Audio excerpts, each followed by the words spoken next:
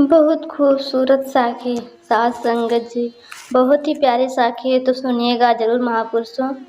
एक राजा ने भगवान का एक मंदिर बनवाया सात संगत जी, और उसमें एक पुजारी को पूजा करने के लिए रखा सात संगत जी। काफी समय बीत गया, राजा की भी उम्र हो गई थी और पुजारी की भी उम्र हो चली थी। लेकिन एक नियम था, राजा का एक नियम था कि वो हर रोज अपने सैनिकों के साथ एक फूलों की माला भिजवाया करता था सात संगत जी, और उस माला को पुजारी जी भगवान श्री कृष्ण के चरण को चढ़ाया करते थे। इसके बाद जब राजा भगवान के दर्शन करने आया करते थे, तब पंडित जी उस माला को भगवान को पुजारी जी सात संगत जी भगवान का श्री कृष्ण को चढ़ाया करते थे। उसके बाद जब राजा भगवान के दर्शन करने आया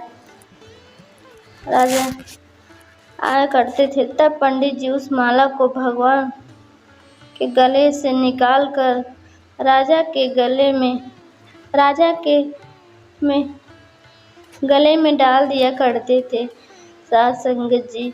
लगभग रोज की यह दिनचर्या बन गई थी सात संगत जी।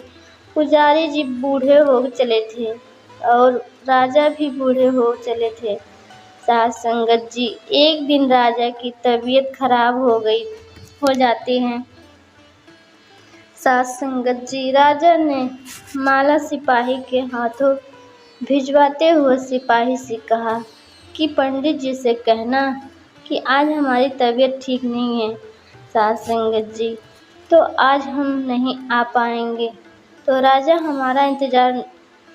हमारा इंतजार ना करें सात संगत जी। इसके बाद सिपाही ने माला जाकर पुजारी को दे दी और सारी बात पंडित जी को बताई। पंडित जी ने भी माला को श्री कृष्ण को चढ़ा दी। तो उनके बाद पंडित जी ने सोचा कि इतने साल गुजर गए कि भगवान की इस माला को हमेशा राजा जी को ही पहनाई है, लेकिन आज तक मैंने कभी इस माला को कभी खुद नहीं पहना सात संगत जी।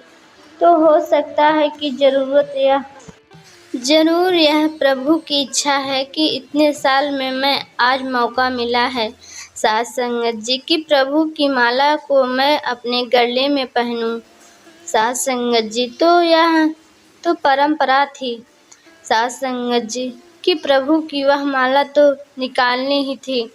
तो इस बार पंडित जी ने वह माला अपने गले में डाल लिया सात संगत जी।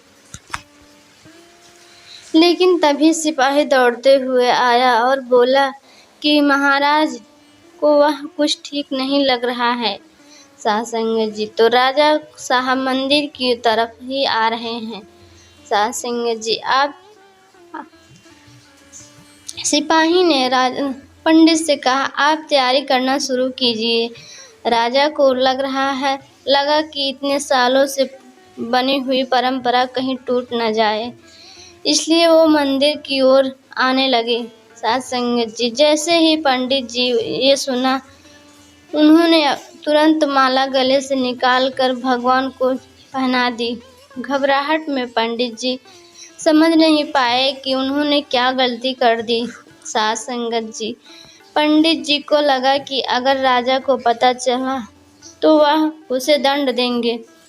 तब राजा आए तो राजा की तरफ पंडित जी ने माला भगवान के गले से उतारी और राजा को पहना दिया सात संगत जी। पहना दी, लेकिन राजा की नज़र माला पर पड़ी। उसमें एक सफ़ेद बाल था सात संगत जी। राजा को बात समझ आ गई कि ये सफ़ेद बाल पुजारी का है सात संगत जी। राजा ने पुजारी से पूछा कि क्या इस माला को आपने पहना था?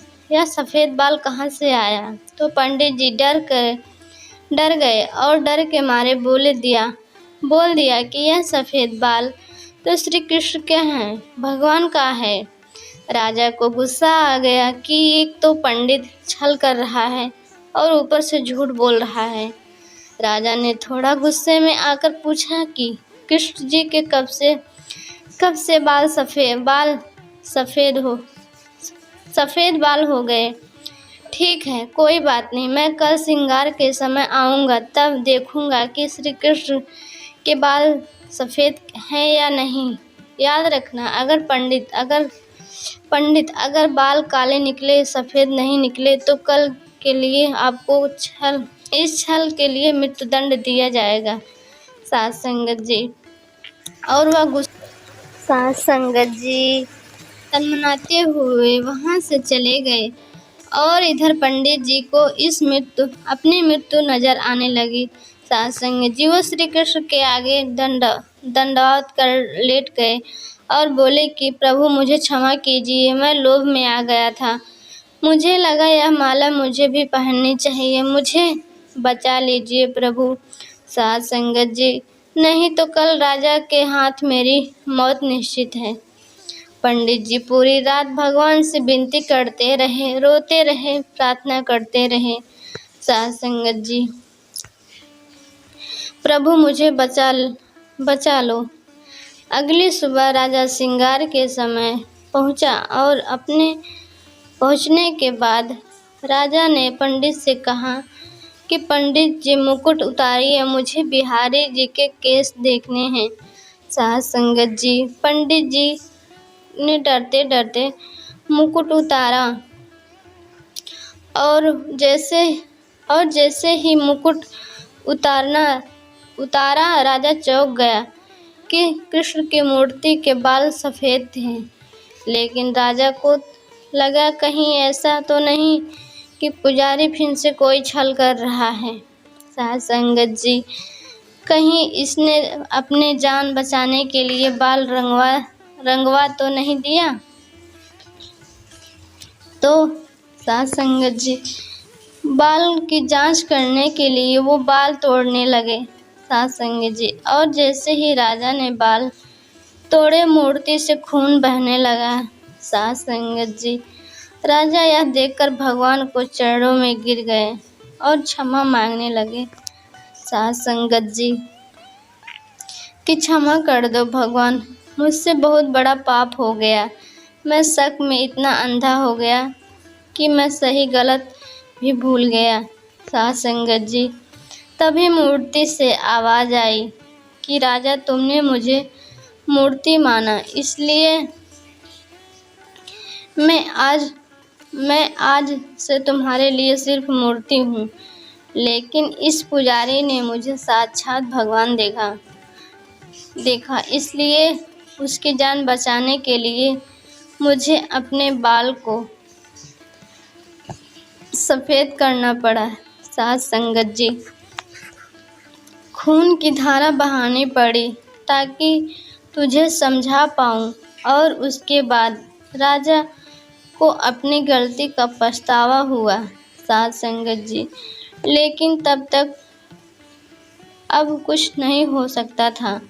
साध संगत जी इसीलिए कहते हैं कि अगर मानो तो पत्थर में भी भगवान है। साध संगत जी नहीं तो साक्षात आपके सामने भगवान। साध संगत जी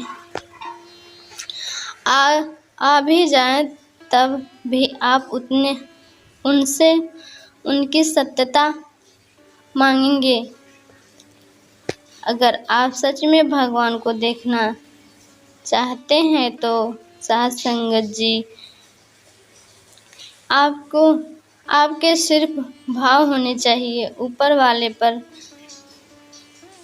किसी शर्त के विश्वास रखो। साध संगत जी और अपने कर्म निरंतर करते रहो। साध संगत जी ऊपर वाला आपको उसका फल अवश्य देगा। साध संगत जी आज की साखी आप लोगों को कैसी लगी, दासी को कमेंट करके बताना। महापुरुषों जो भी कुछ त्रुटि हो उसे क्षमा करना दासी को। मिलते हैं किसी नेक्स्ट वीडियो में, तब तक के लिए साध संगत जी प्यार से कहना, ध्यान निरंकार जी।